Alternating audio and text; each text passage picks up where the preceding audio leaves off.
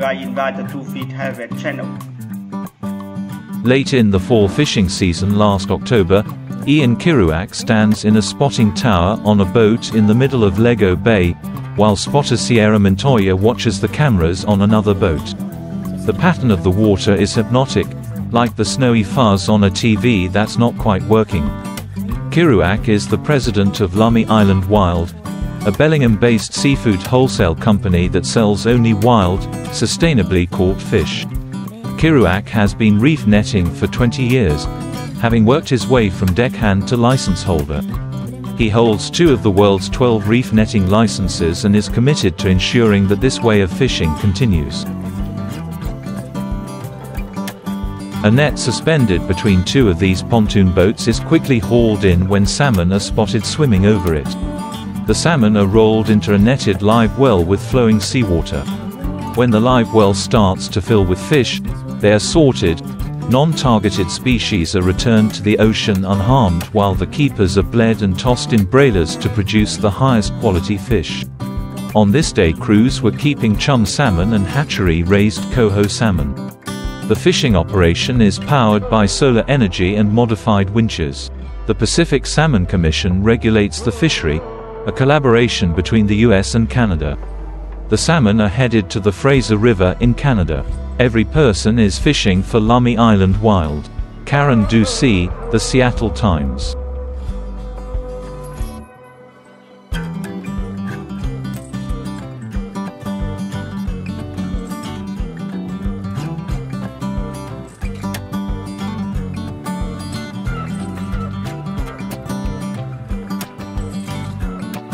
Fishing crews struggle with lines alongside a solar-powered, custom-built reef net winch that having mechanical issues during the reef net fishery, a sustainable fishery, for Lummi Island Wild in Lego Bay on Lummi Island in October. Fishing crews struggle with lines alongside a solar-powered, custom-built reef net winch that's having mechanical issues during the reef net fishery, a sustainable fishery, for Lummi Island Wild in.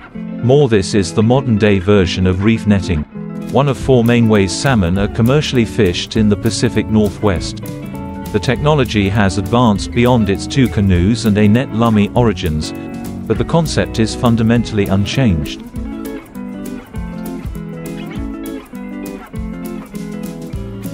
Reef netting differs from other fishing methods, gill netting, beach seining and purse seining, in that the boats and net are stationary.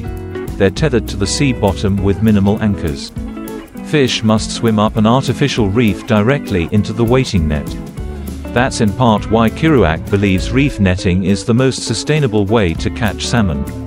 Unlike in ocean seining and gill netting, which involve boats chasing fish, setting floating nets at wool and moving around, the only gas burned while reef netting is from the small skiffs that take fishermen to and from shore.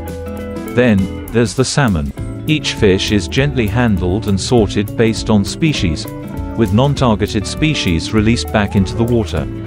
The fish are bled by tugging a gill, and they die swimming instead of thrashing around on a deck, which, Kiruak says, results in pristine fillets free of bruising or blood during processing.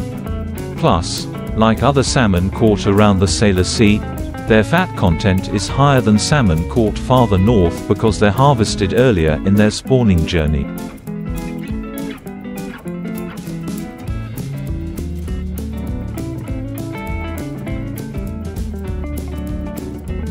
Fishing crews work on pontoon boats anchored to the bottom of the sea using a reef net technique to catch salmon sustainably in Lego Bay on Lummi Island in October. Karen Ducey, The Seattle Times. The sustainable seafood movement took off in the 90s and has grown since. Fish are labeled by country of origin, and as farm-raised, wild-caught, or line-caught, with people paying attention to those distinctions when they shop. Kiruak counts on that increasing appetite for sustainable fish. Even though reef net-caught fish make up a small slice of the market, out of millions of pounds of salmon pulled out of Bristol Bay, Alaska, in 2021, reef netters caught only about $100,000 United States dollars. Kiruak thinks it's imperative to keep this fishing method alive.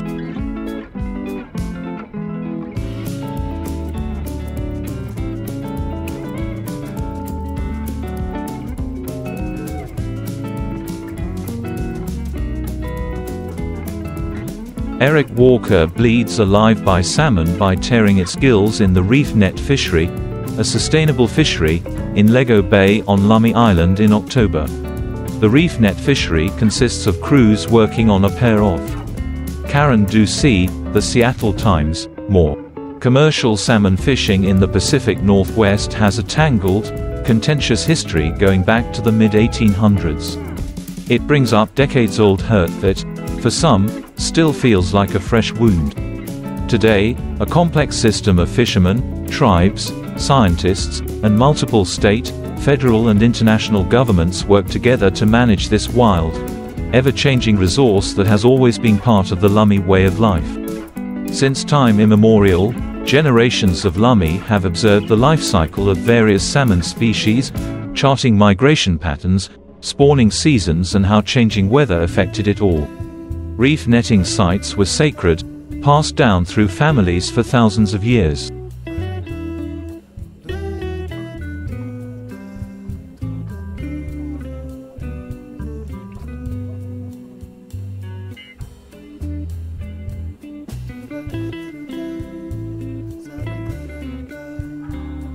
Fishing crews struggle with lines alongside a solar-powered, custom-built reef net winch that having mechanical issues during the reef net fishery, a sustainable fishery, for Lummi Island Wild in Lego Bay on Lummi Island in October. Fishing crews struggle with lines alongside a solar-powered, custom-built reef net winch that's having mechanical issues during the reef net fishery, a sustainable fishery, for Lummi Island Wild in.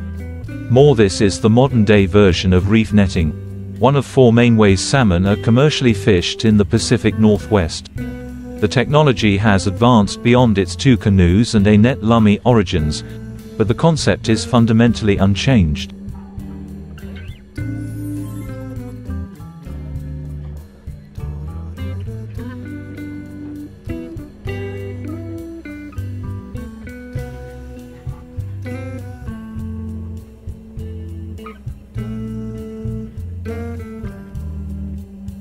Ian Kerouac, president of Lummi Island Wild Fishing, talks to Alicia Poston while she watches a computer screen for salmon swimming toward their net via an underwater camera during the reef net fishery in Lego Bay on Lummi Island in October.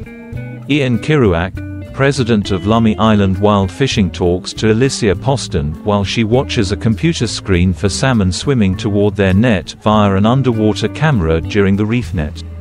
More suddenly Montoya spots something and yells, "Go," pulling a lever. Gears whir and shriek as the net rises from the water and the boats slowly come together.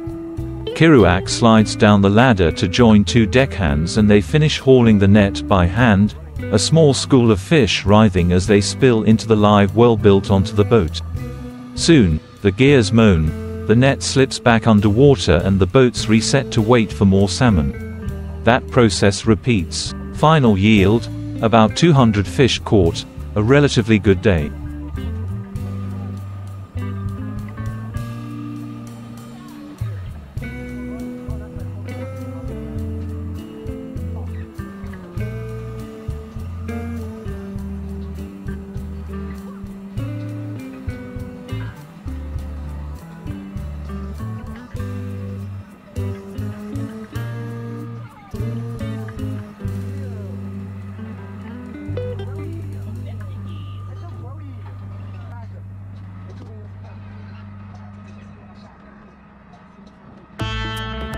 Canadian Saanich and the Clallam, operating in harmony.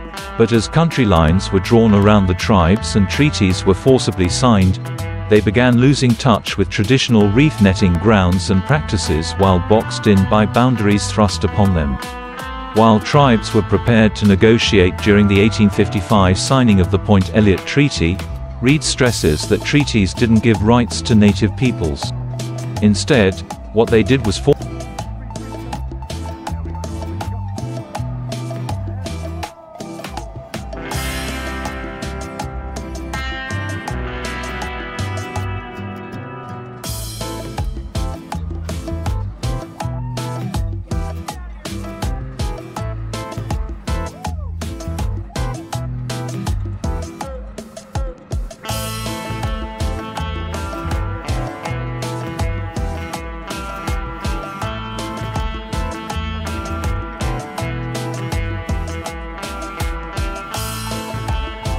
formalized reserved rights that native peoples kept for themselves and extended rights, like fishing and hunting rights, to non-natives.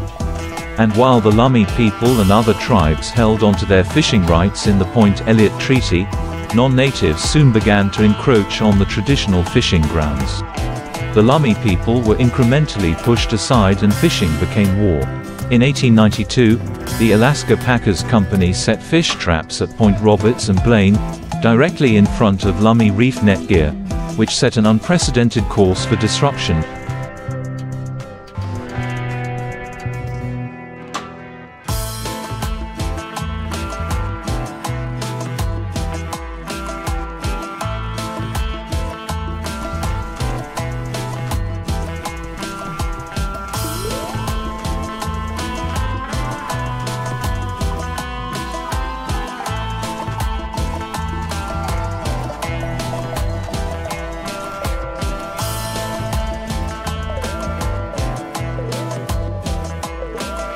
As these traps caught everything with no regard for species.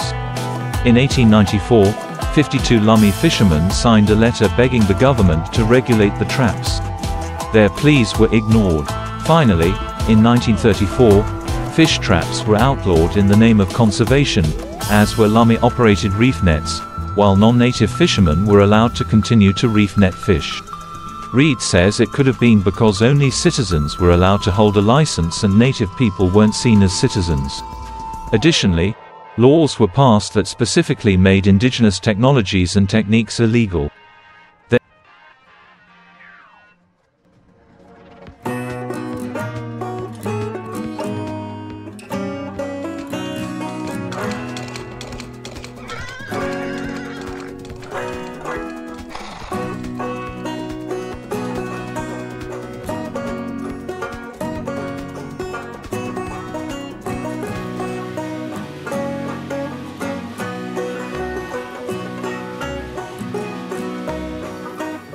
Then, in 1974, Judge George Bolt handed down a decision in the landmark court case United States versus Washington, which is still disputed today by those affected.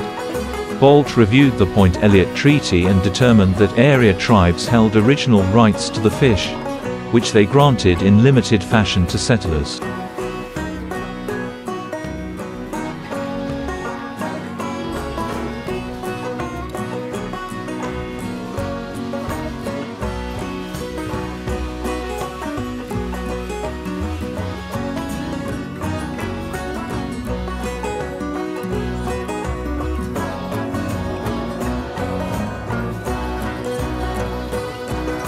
He also ruled that there should be equal sharing of fish as a resource between tribes that signed the treaty and settlers.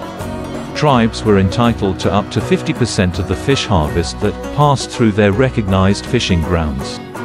Tribal members could also lay claim to fish bred in hatcheries as long as they played a role in the breeding process. Finally, for the first time, non-native people would be limited in catch numbers by the state when needed in the name of conservation.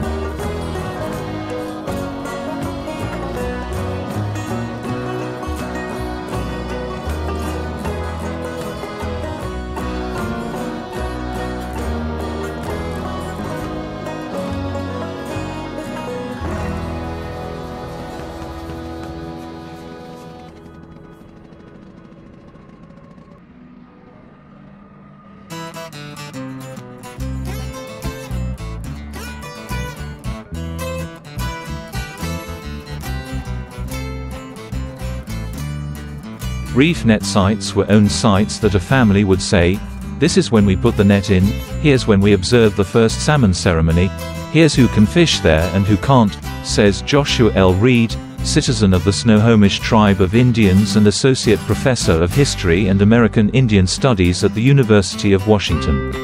There was a kinship of the reef netting tribes, the Lummi, the